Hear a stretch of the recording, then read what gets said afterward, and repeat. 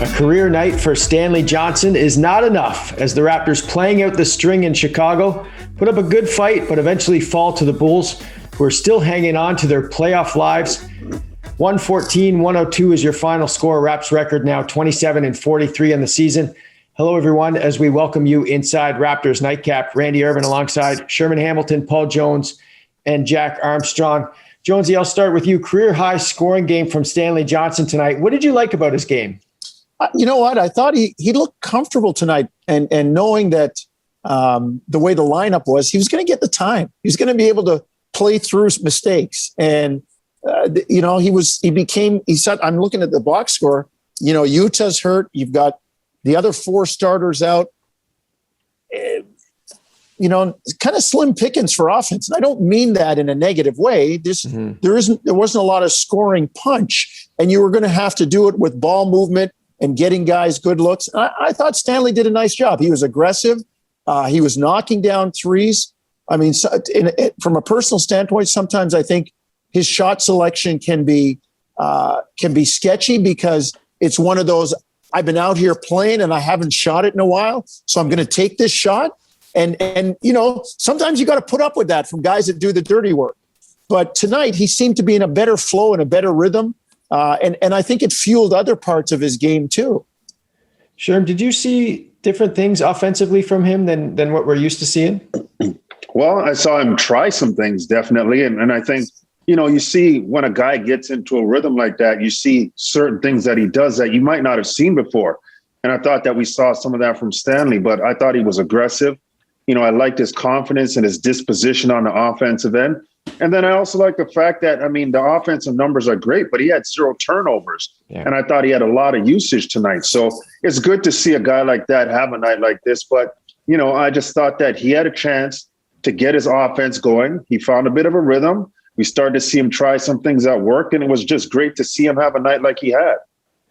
Yeah, and Jack, just overall from the team, they get down 24, but they don't look outclassed. Again, they battle back, they make it interesting. And when you look at the professional games played by both these teams, it's pretty remarkable that the Raptors were able to muster that kind of effort.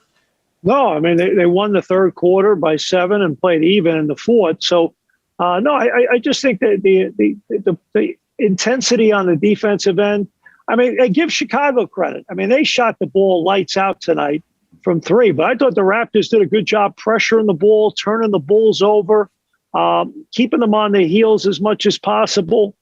I thought the third quarter, I really loved the energy from Malachi Flynn and Jalen Harris to start that third quarter. A lot of deflections, moving their feet really into the ball, and that got them going again. It really gave them a little bit of surge of enthusiasm and it got their offense going a little bit. But to me, I love the fight. And Stanley Johnson, it's nice to see. This is a young man who works really hard. And it's been a season where there have been a lot of nights, and Jonesy mentioned the shot selection, where he struggled just putting the ball in the basket when he has had shots. So tonight was just good for him. Jonesy, I want to ask about this because everybody says defense is about effort, and it really is, but there's still a lot to learn on that side of the ball for these young guys, right?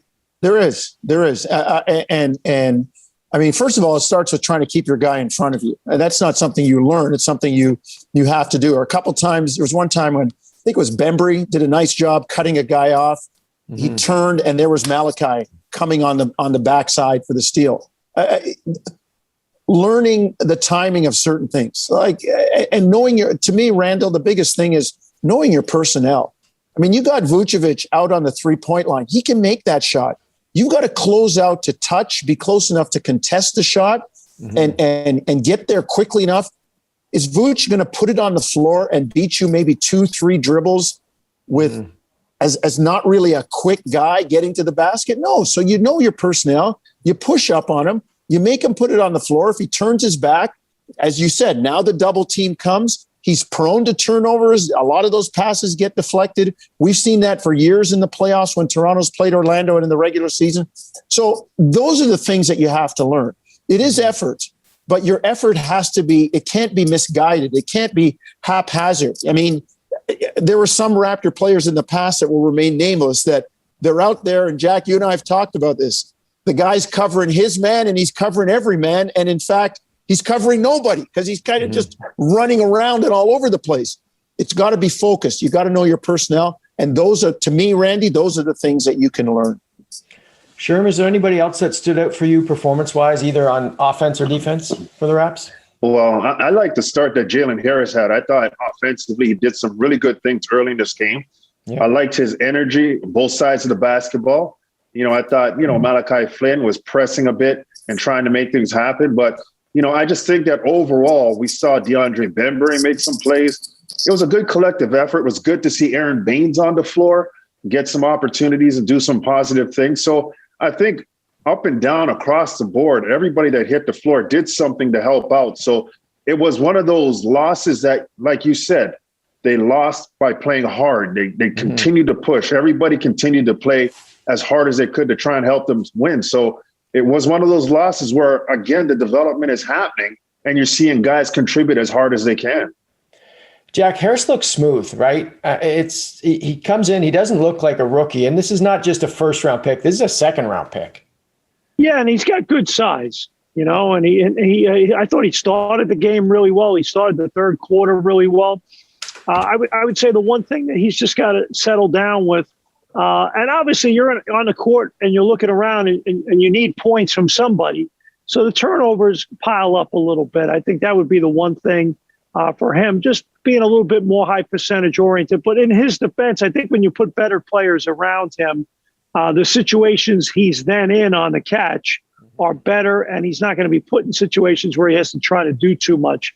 But you could see Nick Nurse a few times talking to him about the fact of don't over dribble it, decide what you're doing, and keep the ball moving if something's not there. But he's got an explosive step. He's got good size. He's got a quick release. I like him. He's a tough kid. I'd like to hear from all you guys about this question. And Jonesy, I'll start with you. What happened to the Bulls after that trade deadline? Why didn't this trade translate to a playoff position? Well, listen, and the guy, the main guy they got was Vucevic, right? Yeah. That was to me, that was probably a guy that they looked at to help them turn the corner. And he's a terrific player. He's an all-star. He can give you lots offensively.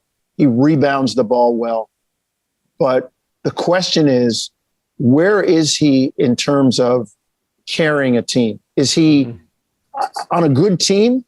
He's probably your third or fourth best player.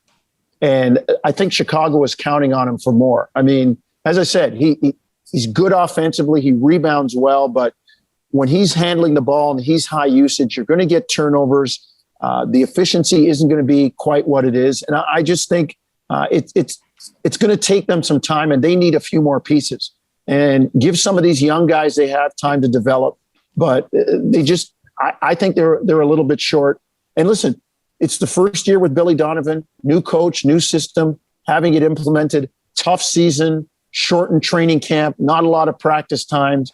You're dipping and diving with COVID protocols. It's a tough year, and I'll give them that. But I just don't think that he was the guy, at least not now, Randy, to push them over the top. And I'm not saying he's not a winning player, but he's a guy that fits at a certain spot in your pecking order.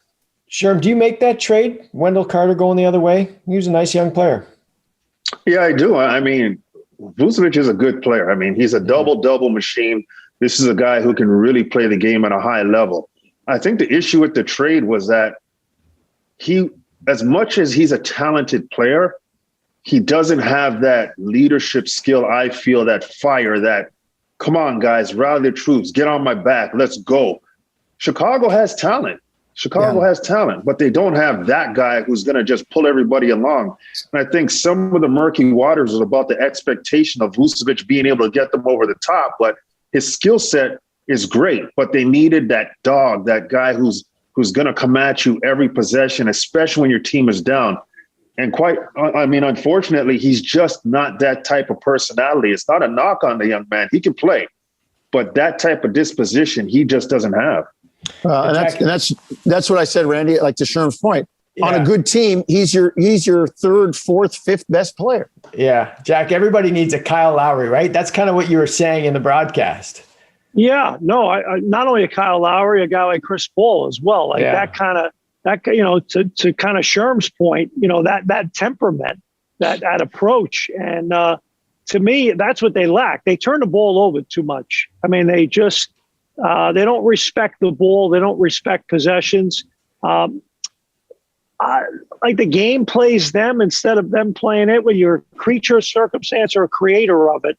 And I think when I watch them play, they just kind of they're just there sometimes. Mm-hmm. I wouldn't say soulless, but there are just times that they just kind of go along with the whole thing. And that's why I pointed to a guy like Lowry or Paul, that you need that kind of presence in the room that's going to knock some heads around and say, this is the standard. This isn't good enough. And I think, you look at the Raptors, they've had that. And I tell you what, that makes a difference. And to me, that's exactly what Masai Ujiri was talking about after the trade deadline, when he spoke about the value that the Raptors have for Kyle Lowry. That's something that too often you got all these stat heads that get caught up in what's on paper and not what's in a guy's heart and what's in a guy's head. And there's another word I would use, but you can't use it on this show. But my point is, Jack. I'm kidding. there's a lot of teams out there that lack that person, and that's why they're kind of wandering. Yeah. All right, guys, that's great stuff as always. I have to stop you there, unfortunately. Next game for the Raptors is going to be tomorrow night against the Dallas Mavericks, 9 p.m. Eastern. We will see you then. Just 2 more left. We'll see you then.